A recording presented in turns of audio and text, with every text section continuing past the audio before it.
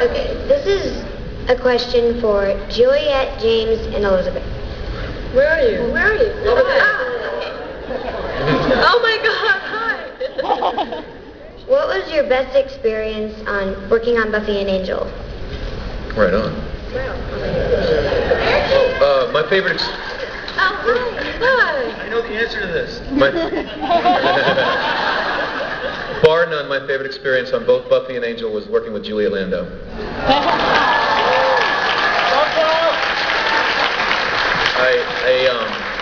I really felt like that I was really Spike when I was with you, and that the other times I was kind of faking it.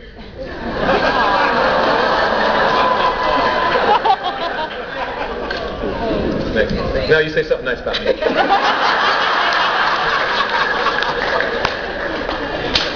No, it's true though. We did right from the get-go. It's like James and I just had this immediate acting chemistry right from when we met and started working, and there was a fluidity. So it's sort of hard to pick a particular moment. Although I think one of the things that was really cool, I had been cast. I never had actually read for it. I met with Joss, and I had this really cool creative meeting, and then they asked me to come and read with the final choices of Spikes. And some of you might have been here yesterday, so you might have heard part of this.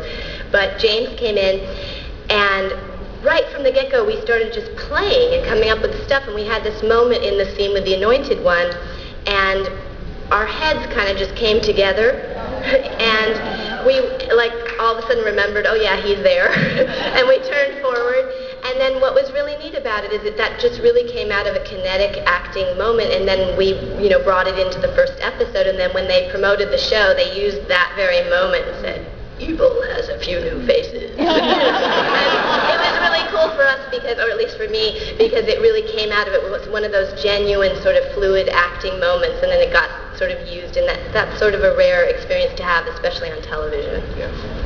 Oh, yeah.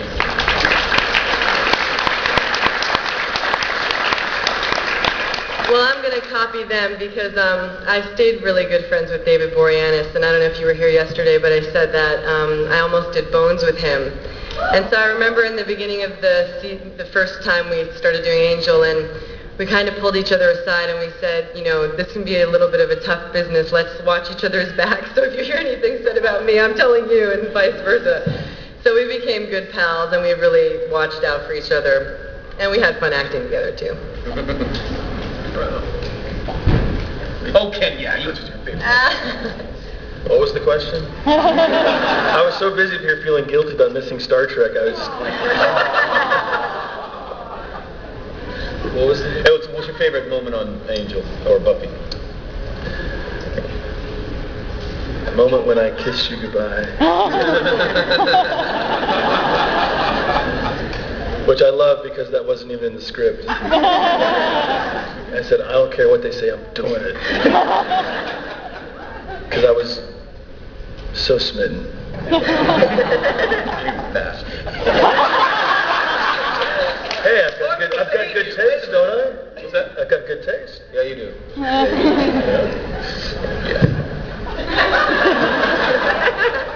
What's up? I know some of you up there have done voice acting, voice work, readings of books, audiobooks. Your thoughts, experiences on that? Do you have a preference to doing just the voice work or the full acting? Right on. I love doing both. I mean, they're different. It's nice to not, you can kind of roll out of bed and go. You don't have to look good. You don't have to be any of that stuff. But I was working on Justice League, and I did, I think, 8 or 9 episodes, and I did all different characters. It's really fun. I played a Russian character and all different stuff. And the thing that's fun on that show is you get to work with all the other actors. So you sit in a semicircle and you basically play off each other, and then they draw the cartoon to what we come up with. So it's sort of insanely fun, but it's all really fun. So. Actually, I do have one more question for you. I know that James is going to be in the Superman Doomsday doing the voice of Lex Luthor. I was wondering if you were going to be in that as well, doing a voice possibly? Me? Yes. I'd love to, but I don't know anything about it. No, it's already been produced. I just was wondering if you were involved in it, and I just hadn't heard yet. Thank you. I wish I was. I think that doing voice work is a lot like stage work, because on stage your face is like this big, and so more than, and maybe you disagree, but I think stage work is just laying words in the air, just laying them up in a certain rhythm with a certain color to tell the story. And the whole body and face thing is just reduced down to almost nothing. So it really is just voice. And to me, that is very much like reading a book on tape or doing voiceover for a cartoon. You really you have to put everything into the tone of the voice. Whereas in TV, you want to flatten it out and make it really real. And so it's like no acting, please. But on tape, it feels like going back on stage, really. You know, I've done a lot of Red Cross voiceovers, but I've never played a character doing that, so I don't know. Well, it's funny. Just last weekend, I was doing some voice work for an animated film that a buddy of mine, who was one of the editors of Narnia, we're writing this animated feature, this family environmental comic kind of thing, and we recorded the voices last week, and he's editing it together, and he's doing a promo to get the money behind it. So it's really cool. And let me see if you want to hear a little bit of the voice? Sure. My name is Paul Bear, and I just love these little umbrellas in the drinks. And it goes on from there. We have beavers, and we have foxes, and we have all kinds of animals. And it's a lot of fun. And we were sitting there cutting that last week, trying to put all of it together. Got to be creative when you have a face like this. What's up? This question is for James. It's music related because I'm really looking forward to your concert tonight. I am too. I've got a lot of new material. The new CD. Yeah. So I want to know if you have actually selected any particular songs for the tracks for the new CD. We're in the middle of that. And we're pretty much closed down. I had 20 songs to choose from, and we cut down to 12. And recorded scratch tracks, and then the producer showed the tape to Alanis Morissette's drummer, who loved it, and is going to come record the album with me. And I think, let's see, I'm going to do Louise, a couple new ones that you may not have heard, one called Layabout, and one called Looking at You. Let's see, what else? I'm Not a Millionaire, going to do that one. London City, I think we're going to do that. Fall of Night? A couple blues. No, I don't think we're going to do Fall of Night. I wanted to do a more up-tempo album. I wanted to get people off their chairs and not a dance album, but a little more rock.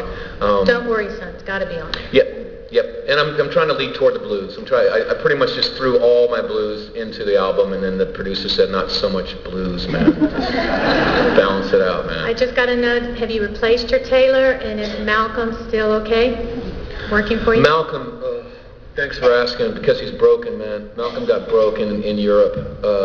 I went from Germany to England, and EasyJet, somebody smashed him.